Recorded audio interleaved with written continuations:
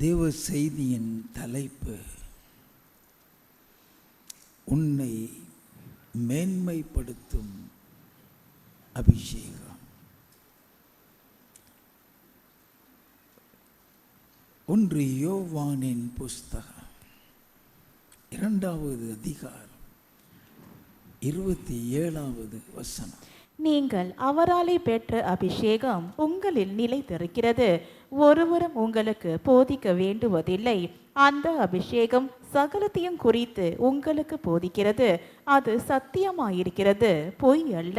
அது உங்களுக்கு போதித்தபடியே அவரில் நிலைத்திருப்பீர்களாக.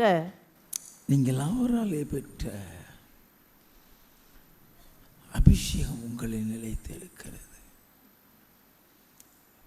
ஒருவரும் உங்களுக்கு போதிக்க வேண்டியதில்லை. அந்த அபிஷேகம் சகலத்தையும் குறித்து போதிக்கிறது. அது சத்தியமாயிருக்கிறது, பொய் அல்ல. அது போதித்தபடியே அவரில் நிலைத்திருப்பீர்களாக. முதலாவது இந்த அபிஷேகம் ஒரு பொக்கிஷங்கிறத கடந்த வாரம் நாம தியானித்தோம். அந்த அபிஷேகம் சாதாரண ஒரு மனுஷனை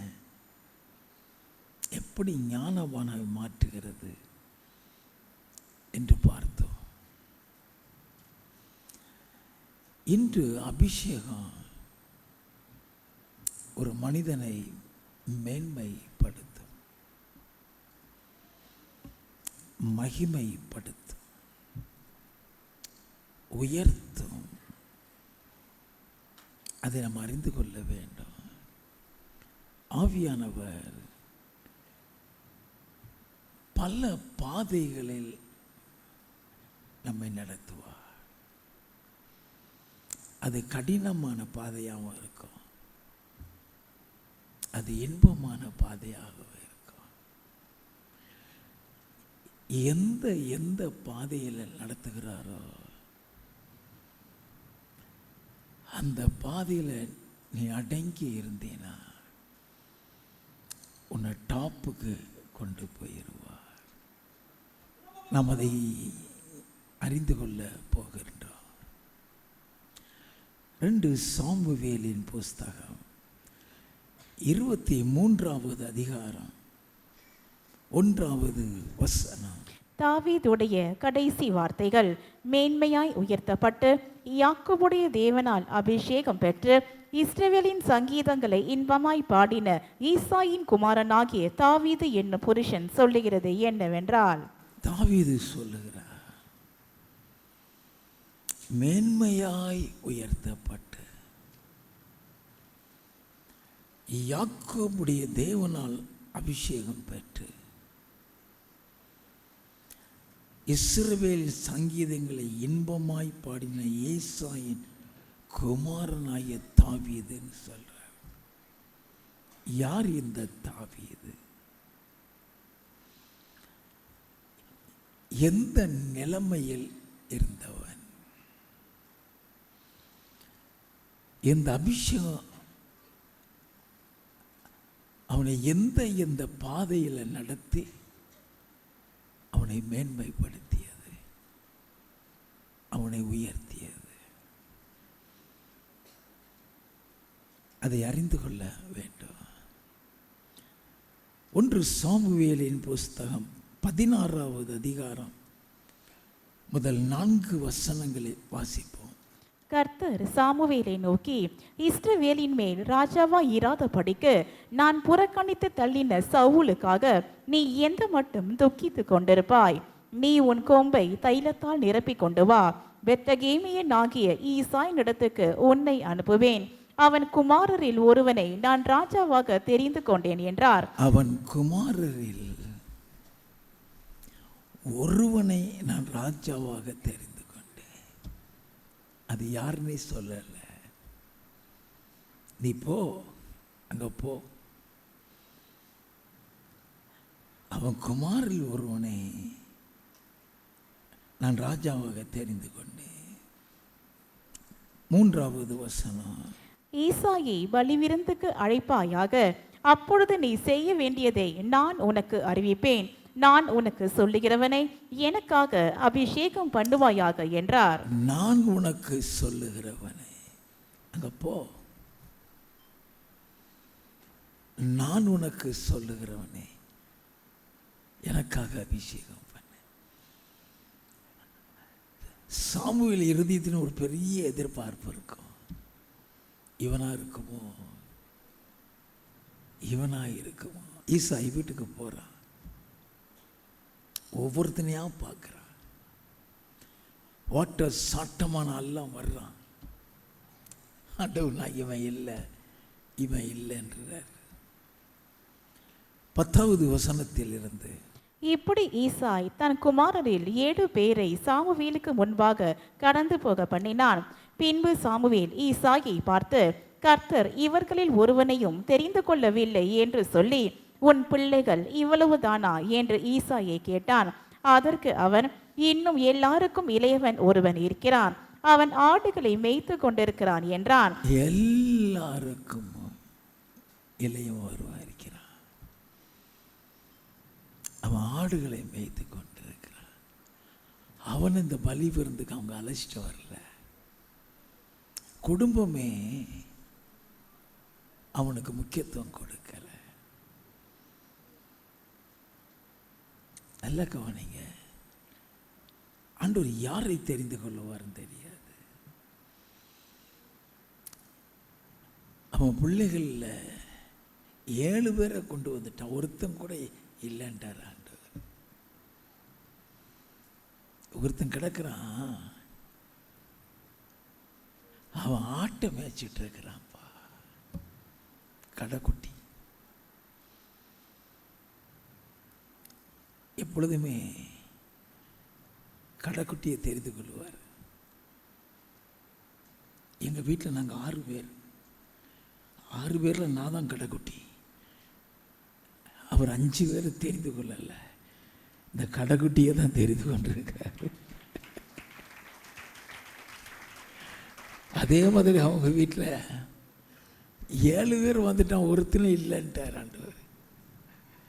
கடைசியில் ஒருத்தன் இருக்கிறான், எல்லாத்துக்கும் இளையவன், அவன் ஆட்டம் மேய்ச்சிட்டு இருக்கிறாங்க. வாசிப்போம். அப்பொழுது சாமுவேல் ஈசாயை நோக்கி, ஆள் அனுப்பி அவனை அழைப்பி, அவன் இங்கே வருமட்டும் நான் பந்தி இருக்க மாட்டேன் என்றான். ஆள் அனுப்பி அவனை அழைப்பித்தான். அவன் சிவந்த மேனியும் அழகிய கண்களும் நல்ல ரூபமும் உள்ளவனாயிருந்தான். அப்பொழுது கர்த்தர், இவன்தான், நீ எழுந்து இவனை அபிஷேகம் பண்ணு என்றார். இவன் தான்ப்பா, நீ எழுந்து இவனை அபிஷேகம் பண்ண. நல்ல கவனிங்க, ஆட்டை மேய்ச்சிட்டு இருக்கிறவனை கூட்டு வர்றாங்க. இப்பதான் முதல் அவனுக்கு அபிஷேகம். வாசிப்போம். அப்பொழுது சாமுவேல் தைல கொம்பை எடுத்து அவனை அவன் சகோதரன் நடுவிலே அபிஷேகம் பண்ணினான்.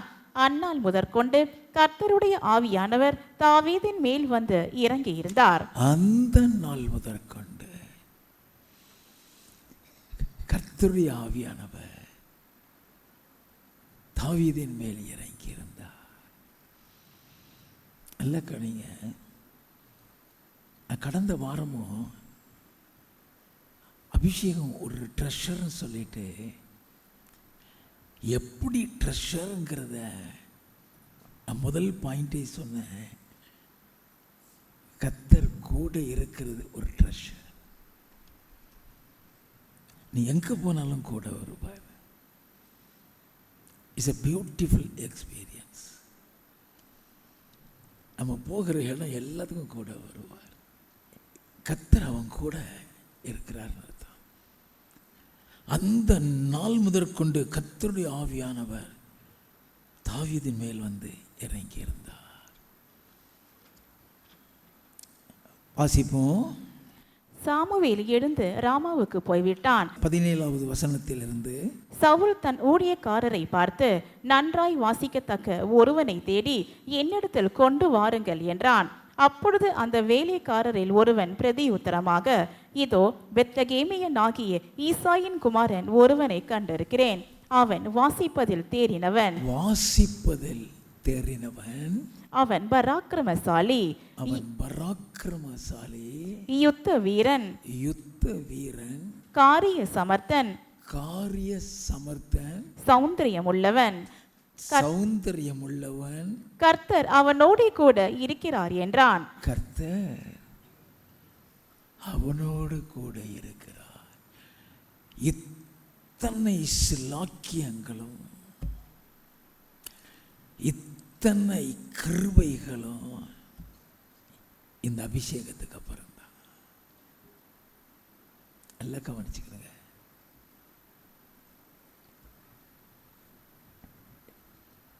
இந்த அபிஷேகத்தை எந்த அளவுக்கு நீ கனப்படுத்துகிறியோ, இந்த அபிஷேகத்துக்கு எந்த அளவுக்கு நீ மதிப்பு கொடுக்கிறியோ, இந்த அபிஷேகத்துக்கு எந்த அளவு முக்கியத்துவம் கொடுக்கிறியோ, இந்த அபிஷேகம் பெற்றால் பிறகு எந்த அளவு நீ கர்த்தருக்கு பயப்படுகிறியோ, இந்த அபிஷேகம் ஒன்று டாப்ல கொண்டு போயிடும். நல்லா கவனிச்சுக்கிறேங்க. வேதத்தில் உள்ள ஒரு வார்த்தை கூட பொய் கிடையாது. ஒரு சாதாரண மனுஷனை டாப்ல கொண்டு போகிறது இந்த அபிஷேகம் தான். இத்தனை திறமைகளும் அவனுக்குள்ள இந்த அபிஷேகத்துக்கு அப்புறம் தான். கர்த்தர் அவனோடு கூட இருக்கிறான்னு சொன்னாரே, அதுவும் இந்த அபிஷேகத்துக்கு அப்புறம் தான். ஆனால் ஆண்டவர் எப்போ தெரிந்து கொள்ளுகிறார்? உலக தோற்றத்திற்கு முன்னாலே தெரிந்து கொள்ளுகிறார். உலக தோற்றத்துக்கு முன்னாலே தெரிந்து கொண்டு ஒரு குறிப்பிட்ட காலத்தில் தான் இந்த அபிஷேகத்தை கொடுக்கிறார். உன்னை குறித்து திட்டம் வச்சிருப்பாரு, உன்னை குறித்து தரிசனம் வச்சிருப்பாரு. அந்த திட்டம் அந்த தரிசனம் அத்தனையும் உன்னில் நிறைவேற்றுகிறது இந்த அபிஷேகம் தான். இந்த அபிஷேகம் பெற்றதுக்கு பின்பு தான் உனக்கு எல்லாமே சொல்லி கொடுப்பார். ஆண்டவர் நம்மளை பாதுகாப்பார், நம்மளை வழி நடத்துவார். அதெல்லாம் இருக்கும். நீ எவ்வளவுதான் ஜெபித்தாலும் நல்லா ஜெபிக்கவும் முடியும். ஆனால் உன்னை போதித்து உன்னை வழி நடத்துகிறது இந்த அபிஷேகம் தான். இந்த அபிஷேகம் பெற்றதுக்கு அப்புறம் உன் இருதயத்துக்குள்ள நீ அவருடைய சத்தத்தை கேட்க முடியும். சொல்லி கொடுப்பாரு, எப்படி இருக்கணும், என்ன செய்யணும், எப்படி வெளிப்பாடு வருது, அது இந்த அபிஷேகம் தான் சொல்லி கொடுக்கும். யாருக்கு என்ன பிரச்சனை அவருக்கு தான் தெரியும். நல்லா கவனிங்க. 22:23 சவுல் ஈசாயின் இடத்தில் ஆள் அனுப்பி, தாவீது எனக்கு முன்பாக நிற்கட்டும், என் கண்களில் அவனுக்கு தயவு கிடைத்தது என்று சொன்னான். அப்படியே தேவனால் விடப்பட்ட ஆவி சவுலை பிடிக்கும் போது தாவீது சுரமண்டலத்தை எடுத்து தன் கையினால் வாசிப்பான். அதனாலே பொல்லாத ஆவி அவனை விட்டு நீங்க சவுல் ஆறுதல் அடைந்து சொஸ்தமாவான். அவன் பெற்ற அபிஷேகம் ராஜாவின் அபிஷேகம். நல்லா கவனிங்க. அவன் பெற்ற அபிஷேகம் கிங்லி அனாயிண்டிங். ஆண்டவர் சொன்னாரு, அவன் குமாரில் ஒருத்தனை ராஜாவை தெரிந்து கொண்டிருக்கிறேன். ஆனால் அவன் ராஜாவை வரல, சுரமண்டலம் வாசிக்கிறவனா வர்றான். நல்லா கவனிங்க. உன்னை குறித்து ஒரு திட்டம், ஒரு தரிசனம் வைப்பார். அந்த திட்டம், அந்த தரிசனம் டமார்னு நிறைவேறாது. அதை நிறைவேற்ற சில பாதையில் உன்னை கொண்டு போவார். அங்க அடங்கி இருக்க வேண்டும், அங்க அடங்கி இருக்க வேண்டும். தேவனால் விடப்பட்ட ஆவி சவுலை பிடிக்கும் பொழுது தாவீது சுரமண்டலம் வாசிப்பான். அப்படி சுரமண்டலம் வாசிக்கும் போது சவுலுக்குள்ள இருக்கிற பிசாசு போகும்.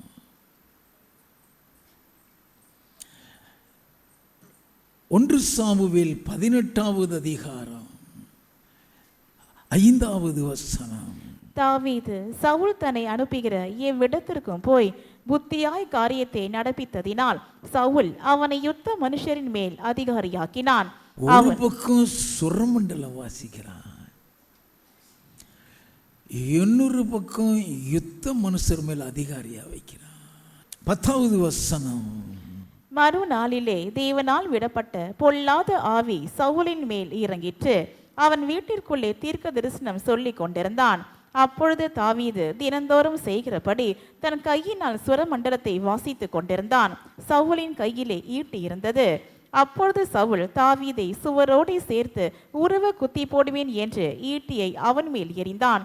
ஆனாலும் தாவீது விலகி 2 தரம் அவனுக்கு தப்பினான். ஈட்டி பாயுது,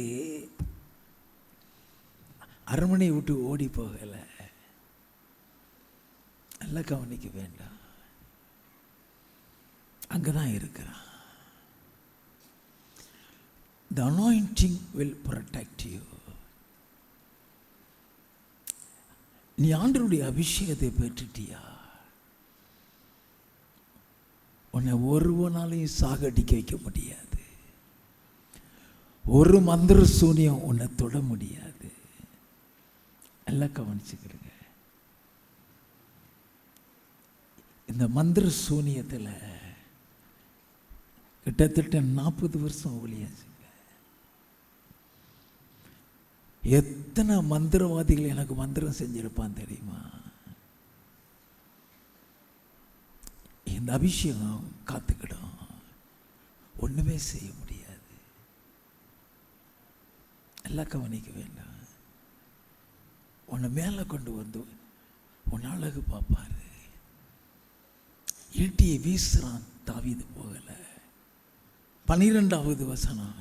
கர்த்தர் தாவீதோடு கூட இருக்கிறார் என்றும் தன்னை விட்டு விலகி போனார் என்றும் சவுல் கண்டு தாவீதுக்கு பயந்து அவனை தன்னை விட்டு அப்புறப்படுத்தி அவனை 1000 பேருக்கு அதிபதியாக வைத்தான். அப்படி அவன் ஜனத்திற்கு முன்பாக போக்கும் வரத்துமாயிருந்தான். 1000 பேருக்கு அதிபதியாக வைக்கிறான். ப்ரமோஷன் வருது, ஆனா ராஜாவா வரல. 14வது 15வது வசனங்கள். தாவீது தன் செய்கைகளில் எல்லாம் புத்திமானாய் நடந்தான். கர்த்தர் அவனோடு கூட இருந்தார். அவன் மகா புத்திமானாய் நடக்கிறதை சவுல் கண்டு அவனுக்கு பயந்திருந்தான். இந்த அபிஷேகத்தினுடைய விசேஷ தன்மையே ஞானம்தான். கடந்த வாரம் எடுத்தேன், எப்படியெல்லாம் கர்த்தர் நமக்கு ஞானத்தை கொடுப்பார். வேத வசனத்தின் மூலமாக, அபிஷேகத்தின் மூலமாக, ஜபத்தின் மூலமாக, இப்படி பல காரியங்களை போன வாரம் சொல்லிக் கொடுத்தேன். இந்த அபிஷேகம் உனக்குள்ள ஒரு விசேஷித்த ஞானத்தை கொடுக்கும். அபிஷேகத்தில் நிறைஞ்சிருந்தேனா போதும். உன்னை எந்த தரிசனத்தில் வச்சிருக்கிறாரோ, எந்த திட்டம் உன் மீது வைத்திருக்கிறாரோ, அந்த திட்டம், அந்த தரிசனத்துக்கு ஏற்ற ஞானத்தை இந்த அபிஷேகம் கொடுக்கும். உன்னை ராஜாவை வைத்தானா ராஜாவுக்கு ஏற்ற ஞானத்தை கொடுக்கும். உன்னை அதிபதியாக வச்சிருந்தானா அதிபதிக்கு ஏற்ற ஞானத்தை கொடுக்கும். உன்னை மேய்ப்பனா வச்சிருக்கிறாரா, அந்த மேய்ப்பனுக்கு ஏற்ற ஞானத்தை கொடுக்கும். நல்லா கவனிச்சுக்கிட வேண்டும். அதுக்கு தான் இந்த அபிஷேகம். அப்ப அவனுக்கு அப்படிப்பட்ட ஒரு ஞானத்தை கொடுக்கிறாரு. இப்ப அவனுக்கு கொடுத்திருக்கிற ஞானங்கிறது அதிபதிக்கு ஏற்ற ஞானம் கிடையாது, இராணுவ அதிகாரிக்கு ஏற்ற ஞானம்னு கிடையாது, ராஜாவுக்கும் மேற்பட்ட ஞானத்தை கொடுக்கிறார்.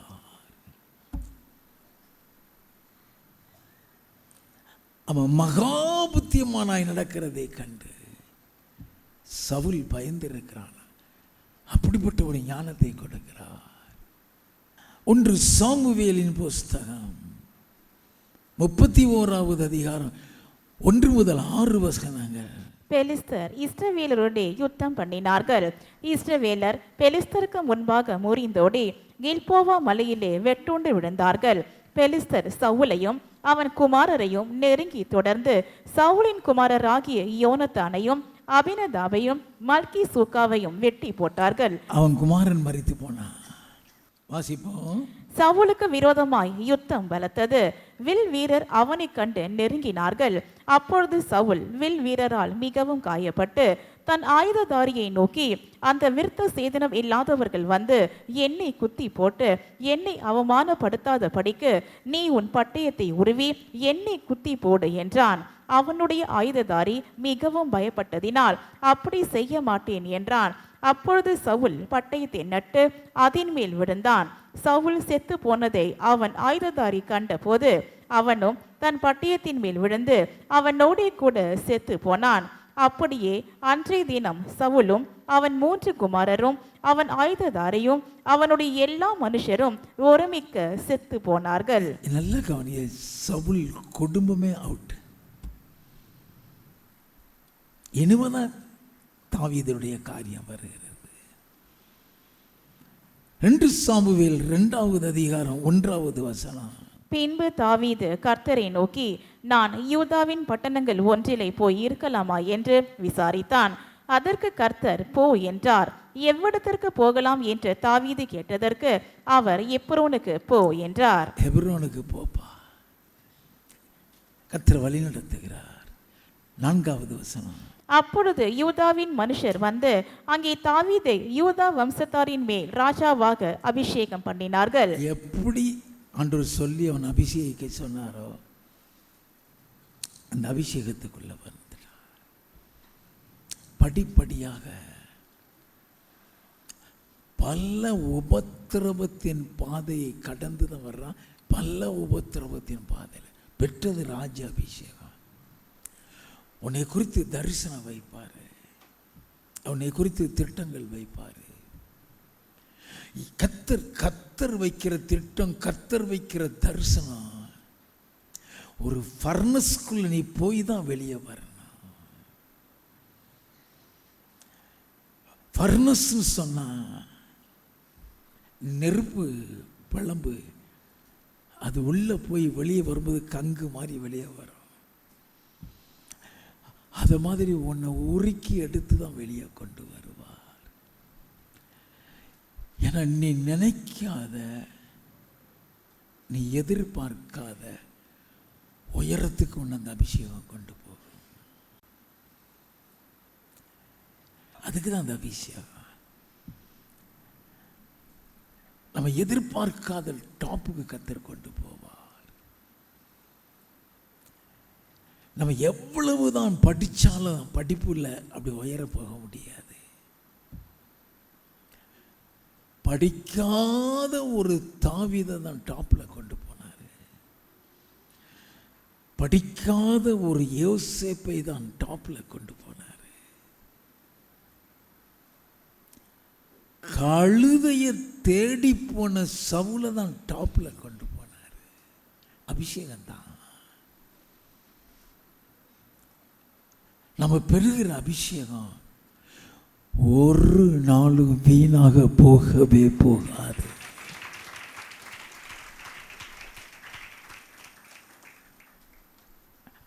நடத்துகிற பாதை உண்டு.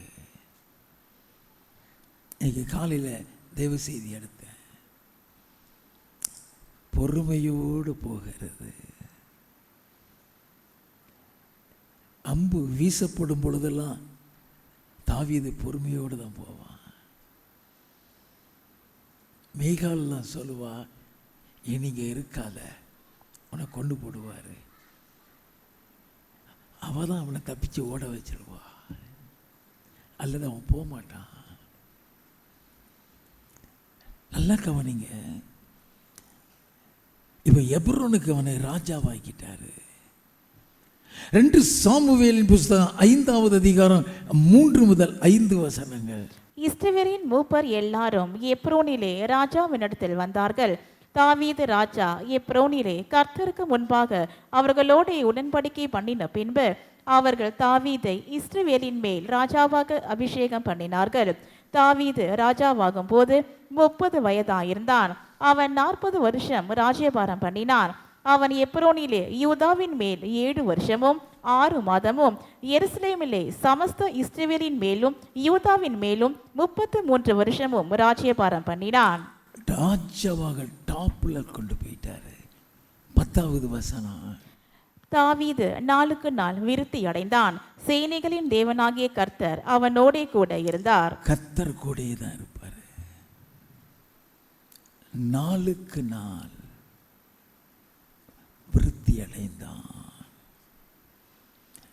சேனைகளின் தேவனாகிய கர்த்தர் அவனோடு கூட இருக்கிறார். 2 சாமுவேலின் புஸ்தகம் 23வது அதிகாரம் 1வது 2வது வசனங்கள்.